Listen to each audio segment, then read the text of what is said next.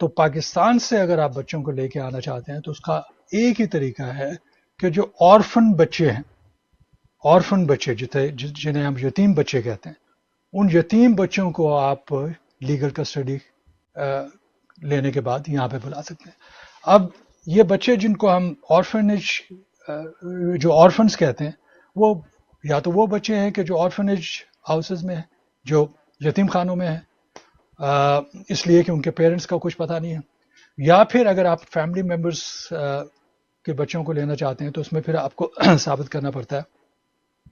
کہ وہ بچہ بھی آرفن ہو چکا ہے۔ اس سے مراد یہ ہے کہ جو دونوں پیرنٹس ہیں ان میں سے یا تو دونوں پیرنٹس کی ڈیتھ ہو گئی ہے، خدا نخواستہ اگر آپ کے ریلیٹیو ہے، لیٹس سے کہ آپ کا بھائی اور ان کی وائف ہے، اور دونوں کی ڈیتھ ہو گئی، اب آپ ان کے بچے کو جو ہے لیگل کسٹڈی لینا چاہ رہی ہیں، تو وہ بچہ آرفن شمار ہوگا۔ یا پھر یہ صورت ہوتی ہے کہ ان میں سے ایک پیرنٹ جو ہے وہ زندہ ہے، دوسرے پیرنٹ کی جو ہے ڈیتھ ہو گئی ہے یا ڈس اپیئر ہو گیا ہے، اور جو ایک پیرنٹ ہے جس کے پاس بچوں کی کسٹڈی ہے وہ ان بچوں کی پرورش کرنے کے قابل نہیں ہے، تو پھر اس صورت میں بھی اس بچے کو جو ہے وہ یتیم قرار دے کر اس کے لیے اپلیکیشن فائل کی جا سکتی ہے۔